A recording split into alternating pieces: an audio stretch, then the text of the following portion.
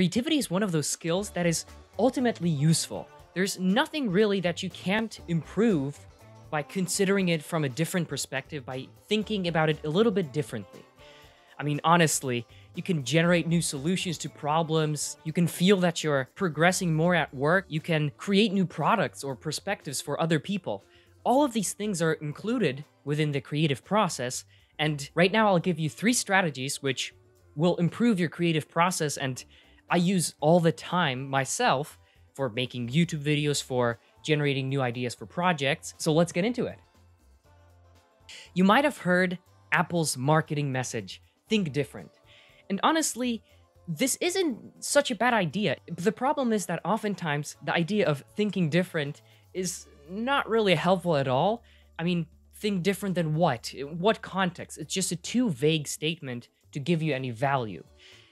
But there is a good way to convert this vague and meaningless term and turn it into something that can actually bring you value. And that is through precise questions. Because when you think about it, how do you prompt yourself to be critical of the world around you? How do you consider the patterns within the world and try to change them to improve them yourself? Well, you do that through questions, don't you? I think you do, and one of the best ways I found for myself when I have a problem is to just ask a really good question for it. So let me show you exactly how to do that. Okay, so I went to my content ideas. It's just a page I have where I usually generate some ideas. and what I do here is I can literally ask a precise and guiding question which creates an environment that allows me to think differently than I did before. So let's imagine. For example, let's make a question like this. We have takes a short time. So what takes a short time? Things that I already know and understand, for example. So what are examples of that? Another thing. Let's think of another general idea of what takes a short time. Something that isn't complex and people can easily relate to without much preparation. How about that? Something that isn't complex and people can easily relate to without much preparation. That's good. That's good. Okay, so we did 2 different responses to what takes a short time. Now let's consider what gives people a lot of value. Well, something that fulfills their internal motivations. Something that fulfills their internal motivations. That seems quite self-evident. What else? Something that directly corresponds with their emotional needs. And okay, still, you might still question this and be like, okay, so you got some vague answers to a fairly vague question, but what can you do about that? Well, and here's the fun part of creating new content ideas and creating new ideas in general, being creative, is that once you have these elements, it's really easy to generate a new idea. So let's think about something that fulfills their internal motivations, or something that fulfills our internal motivations. Desire to have a community of people around you. What could that be? Creating a social environment that supports a conversation. So see, I already, by digging down, what was it, 1, 2, 3 levels, I already got to a precise idea that I could make a video about. I got through a question, now down to this slightly less abstract point, and from it, I can get much better ideas. Okay, something that isn't complex and people can easily relate to without much preparation. Entertainment videos.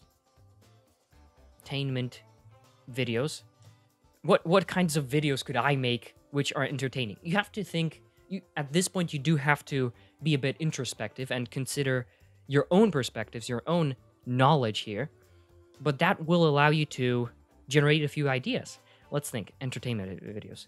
create sketches for people. Sketches that observe some interesting aspect of life. You can clearly see here that I'm not only generating ideas for a video, I'm also generating ideas for series of videos, or perhaps even channels which include videos themselves.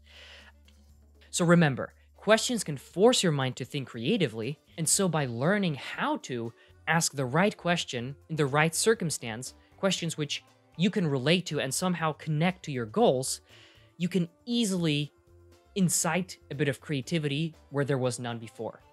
Right, so that's the first point. Now let's go to the second one. This one's going to be good. This point begins with an observation. Is that creativity is fundamentally based on the principle that you find different information and you find the connection between them. For example, Einstein used this very principle to apply Maxwell's equations, and as a result, we have the theory of relativity. Other people like JFK, Martin Luther King, John Lennon, all of these people noticed a behavior or a set of behaviors that people have and then extracted them to create something completely new and unique. So what we have to do ourselves is to apply the same process in our problems. So how can we do that? Well, it's actually really simple. Okay, I've got another question which I could easily find the goals of or find the vision behind.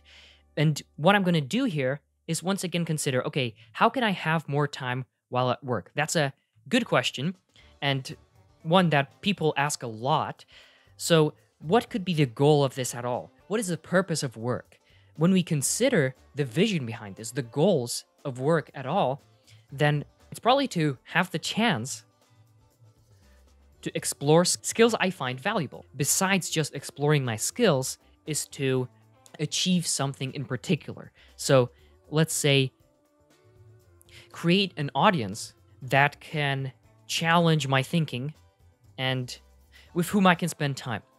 That's another motivator for this question at all. The vision which I just extracted from it is probably these 2 points in particular. So once we have that, once we have the goal of our question or goal of our problem in place, we can consider, okay, so how do we achieve these bigger goals? How do we achieve these bigger goals rather than just saying, how can I have more time at work? Having more time at work, it's possible that spending more time at work will make me more miserable. So maybe it's not the right question to ask. But when I say I want to explore my skills, I'm really keen on doing this. When I say I want to create an audience that can challenge my thinking and with whom I can spend time with, I'm getting deeper into what I really want. So by asking this sort of why question, we can now arrive at much better solutions, whatever they might be. So to summarize this point, you take the knowledge you already have, or the ideas or problems that you believe you have, and then you ask why of them. You ask, why is it this way? And why do I believe this is an important question? And by discovering the underlying motivations and the underlying principles behind these ideas, you can arrive at much better questions and then much better solutions. So that is a great way to dig deeper into your problems and to get to better solutions, and in other words, to be more creative. So that's great. Now we've got a second strategy to add to our creativity repertoire. Now let's get to the third one. And I think you'll actually enjoy this one a lot because it's immensely simple. The thing is that the previous 2 questions or the previous 2 tools that I gave you were somewhat complex. But the thing is that much of creativity, when you look down at the science behind it, is actually done not while thinking about the problem, but afterwards, when you're mind wandering. So how do we apply this strategic mind wandering in our own lives? Now, for a long time, I had a huge problem with YouTube because I realized that I'm just spending so much time on every video, but I'm not getting any results from it. And so I was really frustrated by this fact, and I thought, well, damn, maybe I'm not gonna do as well as I thought I would. But I told myself, okay, give yourself some time to wonder about this. Today, for example, this evening, give yourself 2 hours or 1 hour, or even 30 minutes, whatever fits for you, to consider what could be the overview, the big problem, the big causes of why I feel so miserable while doing YouTube. And so I did that, and it turned out that by taking a step back, by taking an overview and wondering about general ideas and general thoughts that I had throughout the year, it turned out that there were some very particular boundaries that I set for myself. And it turned out that these boundaries, most of them were actually arbitrary. So for example, I told myself that every time I have to make a complex, difficult, and arduous video rather than making something simple and light. Now, why I did this? I have a few guesses. It could be a sense of perfectionism, a desire to do something really well, but it turned out that that was one of the causes for my problem. Then there was my selectiveness. I only chose topics that I found immensely interesting at the moment. But the thing is that sometimes interesting topics aren't the right topics to discuss because you might not know anything about them. For example, one of my previous videos was mindfulness and the Buddhist idea of meditation and its associated philosophy. Now, you can see how that could be difficult to do, and honestly, it took way longer than I expected it to. But the thing is, it took way longer because I didn't know much about it.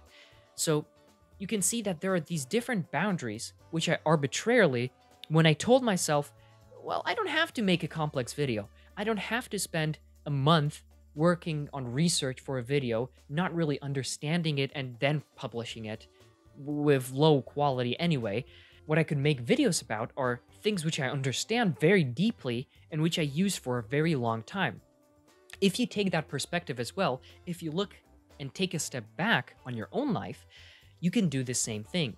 So give yourself time. I usually do this in between my work or after my work.